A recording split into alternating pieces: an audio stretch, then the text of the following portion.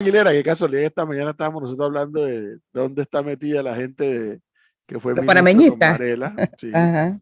Pero lo cierto es que Rodolfo Aguilera sí, aunque él no estuvo los 5 años, pero ha estado muy pendiente del tema de las estadísticas de la criminalidad, Es correcto. eh, porque eh, siempre ha sido un tema que está sobre la mesa de discusión, ¿no? Don Rodolfo Aguilera, buenos días. Bueno, buenos días, Edwin, Flor y Melissa. ¿Cómo Buen están? día, bienvenido. Bueno, no Gracias. sabemos cómo estamos, pero estamos todavía, Rodolfo. Adiós, gracias. A ver, yo he visto en las redes sociales a Rodolfo Aguilera debatiendo sobre el tema de la criminalidad. Pero hay una pregunta que yo siempre me he hecho y cuando Rodolfo Aguilera fue ministro conversé varias veces, lo entrevisté varias veces y conversamos fuera del micrófono sobre el tema. Me preocupa, don Rodolfo Aguilera, cuando el tema tiende a politizarse en la discusión y no a debatirse científicamente. Uno de los factores que podría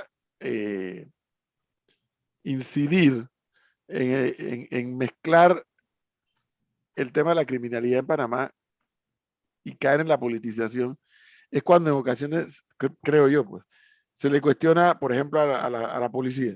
Y yo siempre me he hecho la pregunta, y bueno, ¿cómo la policía puede saber cuando van a robar en algún lugar o cuando van a matar a alguien o cuando van a... ¿Cómo la policía lo puede saber? No hay forma.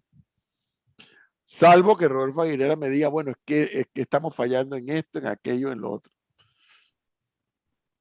¿Qué es Sí, lo que considera Rodolfo Aguilera está pasando en el país con este tema de la criminalidad? yo creo que la policía tiene muchos problemas que hay que resolver y para eso se necesita un presidente que esté dispuesto, porque son cambios profundos. Por ejemplo, la regla del ascenso obligatorio cada 4 años debe cambiarse por una regla de ascenso proporcional a la productividad del policía y proporcionalidad a la sede policial en la cual está laborando el policía. La policía tiene un sistema de jurados no operativos, eh, policías que están incapacitados permanentemente no se sujetan a sus derechos de la Caja del Seguro Social, sino que continúan allí trabajando, pero no hacen trabajo operativo, hacen trabajo de oficina. La proporción de funcionarios administrativos es demasiado alta. Además de eso, tenemos áreas en las cuales los policías trabajan 4 por 4, 4 días laborables por 4 días libres. Eso es excesivo, eso equivale a 6 meses libres al año. Y lo mismo pasa en el Senafrón, donde tienen 30 por 30. Tienen un fondo de autogestión que se conoce como FISCOI, Fiscoy. que le ha hecho mucho daño a la imagen del gobierno, a la imagen de la policía, porque obligan a eventos masivos a contratar el servicio de seguridad del FISCOI a cambio de sumas importantes, y eso es como cobrarle 2 veces al ciudadano, porque el ciudadano paga sus impuestos para que cuiden el Rotcarú o la Feria de David, y luego tiene nuevamente que meterse la mano al bolsillo para pagar el FISCOI para que por segunda vez hacer ese pago, y entonces la policía cuida. Y eso sin hablar que ese fondo tiene muchos años que no se audita y que distrae la atención de los policías, porque la misión del policía no es ser una agencia de seguridad, la misión del policía es reducir los índices de criminalidad. La desproporción en el número de policías, tenemos 6 policías por cada 1000 habitantes y lo recomendable es 3. De hecho, en Centroamérica hay varios países, incluyendo Costa Rica, que tienen menos de 3 y sin embargo tienen índices de homicidio envidiables en comparación con los nuestros. Entonces, y luego tenemos el problema del cuello de botella de las fiscalías y los juzgados. Ya alguna organización no gubernamental extranjera hizo el cálculo, tenemos 12 jueces por cada 100.000 habitantes y deberíamos tener 65. Repito, porque esa es una cifra que hay que digerirla. Tenemos 12 por cada 100.000 y deberíamos tener 65 jueces por cada 100.000. Entonces, obviamente, esos 70.000 delitos que se denuncian anualmente llegan donde un número insuficiente de jueces que tienen un estándar probatorio que la ley les impone muy alto, que es el estándar del indubio pro reo, o de la presunción de inocencia, o de que la duda favorece al reo. Entonces, el fiscal y el juez no deben acreditar el 60 o el 50% del delito, tienen que acreditar el 100% del delito. Y cuando tienes la fiscalía inundada de expedientes, repito, son 70.000 denuncias anuales en mi época. En esta época no sabemos porque el gobierno no ha develado las cifras. Son 70.000 denuncias anuales. Y luego finalmente tienes el problema de las cárceles. Más de 100 millones al año. El 60% de los privados de libertad que salen delinquen dentro de los primeros 12 meses de haber salido. Es decir, que la cárcel no resuelve el problema de la delincuencia, lo agrava, porque ahí se convierten en delincuentes mucho más reticentes. Sí, y lo que menos hay es postergan, resocialización. no hay resocialización. Entonces, ese es un diagnóstico del problema. Y luego hay que añadirle que el gobierno, los asesores del presidente le han recomendado desmantelar toda la estructura de prevención, resocialización, reinserción laboral que yo había implementado. Y como dijo el ministro Mirones, eso se desmanteló. Esa fue su frase, eso se desmanteló. Entonces, eso generaba un colchón, disminuía el tsunami de expedientes que le llegaban a las fiscalías y eso ahora se eliminó. Sí, pero don Rodolfo Aguilera, ustedes tenían un programa, no me acuerdo el nombre. Barrios Seguros. Ese era el que le pagaban o que generaba algo para los delincuentes, para los que estaban en pandillas, y eso fue muy criticado por el actual gobierno. ¿Qué es lo que nos quiere decir? Que eso está dando resultados y que como ahora no se está haciendo, la estadística ha variado. Sí, bueno, mira, te doy testimonios y te doy pruebas estadísticas. El diario El Panamérica en mis días fue al ministerio y enviaron una periodista investigativa que le abrimos todos los documentos y le dimos toda la información y ella concluyó que el 25% de los miembros del programa Barrio Seguro fueron reinsertados exitosamente.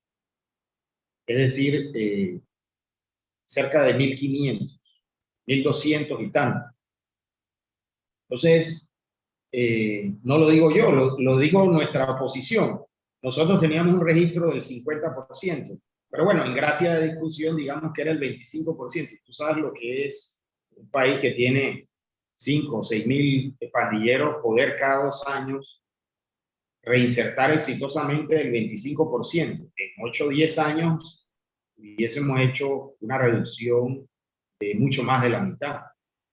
Entonces, ya te digo, estoy usando un trabajo investigativo de un periodista de oposición, de un medio de oposición como el Panamérica. Y luego te doy otra estadística que no es mía, es del diario El Siglo, que tiene una línea editorial que, digamos, no es afín al panameñismo, para no ser más específico. Y ese diario reconoce, usted puede ver las portadas de los diarios que las he puesto ahí en mi cuenta de Twitter, reconoce que en el gobierno Martinelli 783 homicidios anuales. En el gobierno nuestro lo reducimos a 397 en el 2016. En este gobierno, según el mismo diario, estoy citando cifras de ese diario, 550. Es decir que cuando existía el programa, los índices se redujeron a la mitad. Cuando dejó de existir, se incrementaron nuevamente. En este gobierno se han incrementado los homicidios consistentemente durante 3 años. De manera que y te doy pruebas testimoniales. Puedes hablar con Hugo Famanía, un periodista que en sus días libres, fin de semana, participaba del programa Barrio Seguro, y él puede darte fe de la cantidad de jóvenes que cambiamos. Y Hugo Famanía es un periodista que no tiene ninguna línea editorial, ni tiene agendas, ni nada. Él es yo creo que es un periodista íntegro, bien formado, y lo ha hecho. Recientemente, ayer o antes de ayer, Kathleen Levy subió a su cuenta de Twitter la entrevista que Telemetro le hizo a un pastor evangélico que es un líder en las 16 calles de Colón, un hombre muy serio, muy querido, muy respetado, y él dijo, en Colón el programa Barrio Seguro era efectivo para reducir el número de homicidios, hasta dio las cifras con números exactos, una reducción él las conoce mejor que yo, pero creo que dijo 93 a 47 homicidios fue la reducción anual en Colón. Y esa es otra prueba testimonial que tengo. Bueno, el año pasado Colón terminó con 113 homicidios. Creo yo que es el récord de homicidios. Una cifra difícil porque lo convierte a Colón en una de las ciudades más peligrosas del continente. Y además de eso, pues le hace mucho daño al turismo, a la inversión, al consumo local, en fin, terrible. Y tengamos en cuenta que esa es la provincia en la que reside el presidente de la República. Entonces, ahí te lo dejo. Estadísticas y testimonios demuestran que hicimos lo correcto y funcionó. Que si Rodolfo Aguilera lo estuvieran escuchando ahora el ministro Pino, quién sabe, hasta el presidente Ortiz, o sea, ¿qué le recomendaría?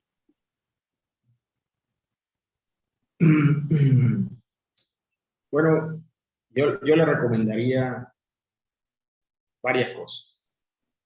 Yo creo que el mejor diagnóstico y el mejor esquema, estrategia de seguridad que he revisado para nuestro país lo llevó a cabo el señor Hugo Fruling, un consultor extranjero que, dicho sea de paso, lo trajo a la Universidad Nacional, un grupo de profesores que son miembros del PRD.